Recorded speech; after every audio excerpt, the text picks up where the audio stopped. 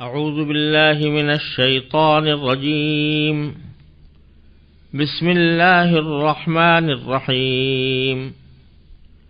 يا أيها الناس اتقوا ربكم الذي خلقكم من نفس واحدة وخلق منها زوجها وبث منهما رجالا كثيرا ونساء واتقوا الله الذي تساءلون به والأرحام إن الله كان عليكم رقيبا.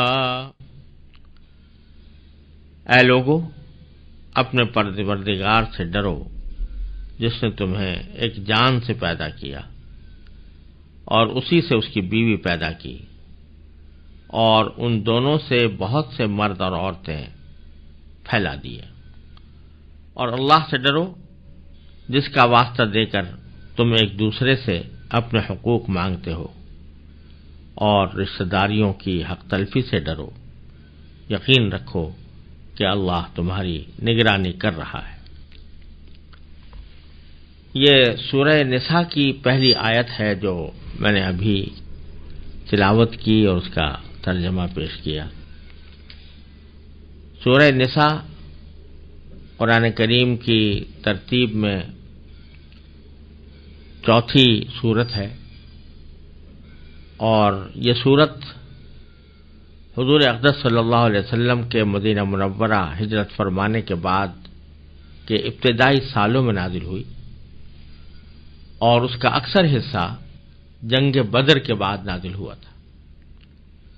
یہ وہ وقت تھا جب مدینہ منورہ کی نئی مسلمان ریاست مختلف مسائل سے دوچار تھی.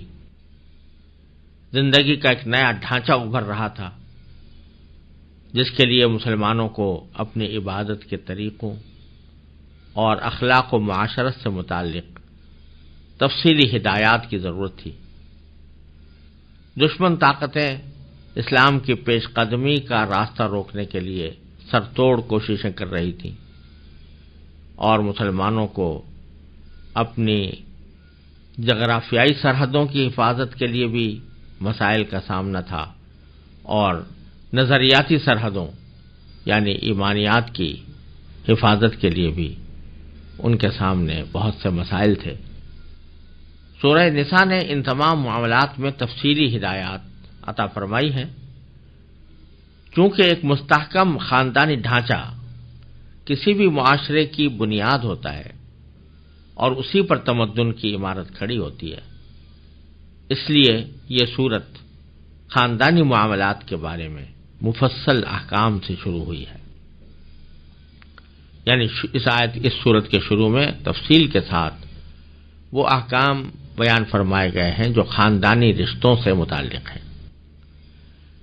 چونکہ خاندانی نظام میں عورتوں کا بڑا اہم کردار ہوتا ہے، اس لیے عورتوں کے بارے میں اس سورت نے تفصیلی احکام عطا فرمائے ہیں، اور اسی وجہ سے اس کا نام سورہ نساء رکھا گیا ہے. جنگ احد کے بعد بہت سی خواتین بیوہ اور بہت سے بچے یتیم ہو گئے تھے، اس لیے سورت نے شروع ہی میں یتیموں کے حقوق کے تحفظ کا انتظام فرمایا، اور آیت نمبر 14 تک میراث کے احکام تفصیل سے بیان فرمائے. زمانے جاہلیت میں عورتوں کے ساتھ طرح طرح کے ظلم ہوتے تھے. ان مظالم کی ایک ایک کر کے اس صورت میں نشاندہی فرمائی گئی ہے، اور معاشرے سے ان کا خاتمہ کرنے کی ہدایات دی گئی ہیں. نکاح اور طلاق کے مفصل احکام بیان کیے گئے ہیں، اور میاں بیوی کے حقوق متعین فرمائے گئے ہیں.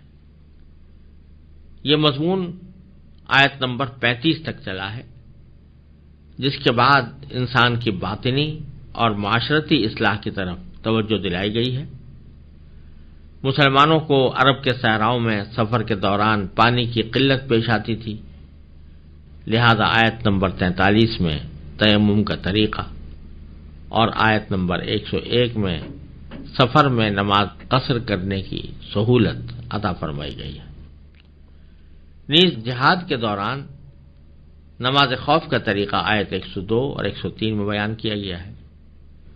مدینہ منورہ میں بسنے والے یہودیوں نے حضرت صلی اللہ علیہ وسلم سے معاہدہ کرنے کے باوجود مسلمانوں کے خلاف سازشوں کا ایک لامتناہی سلسلہ شروع کر رکھا تھا۔ آیت نمبر 44 سے لے کر 57 تک اور 153 سے لے کر 175 تک ان کی بدعمالیوں کو واضح فرمایا گیا ہے اور انہیں راہ راست پر آنے کی ترغیب دی گئی ہے۔ آیات 171 سے لے کر 175 تک میں ان کے ساتھ عیسائیوں کو بھی خطاب میں شامل کر لیا گیا اور انہیں تثلیث کے عقیدے کے بجائے خالص توحید اختیار کرنے کی دعوت دی گئی ہے۔ اس کے علاوہ 58 اور 59 نمبر کی آیات میں سیاست اور حکمرانی سے متعلق بھی ہدایات آئی ہیں۔ منافقین کی بدعمالیاں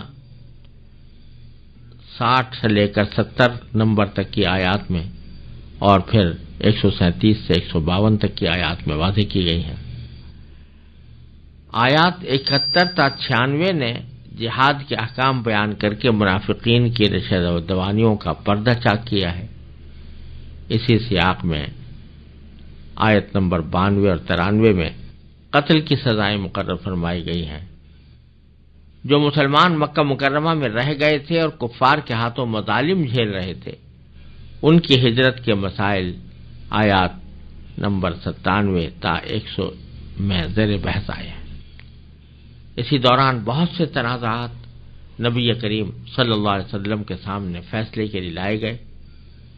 آیت نمبر 105 سے لے کر 115 میں ان کے فیصلے کا طریقہ آپ کو بتایا گیا اور مسلمانوں کو یہ ہدایت اور تاکید کی گئی کہ سرکار دو عالم صلی اللہ علیہ وسلم کا فیصلہ دل و جان سے قبول کریں۔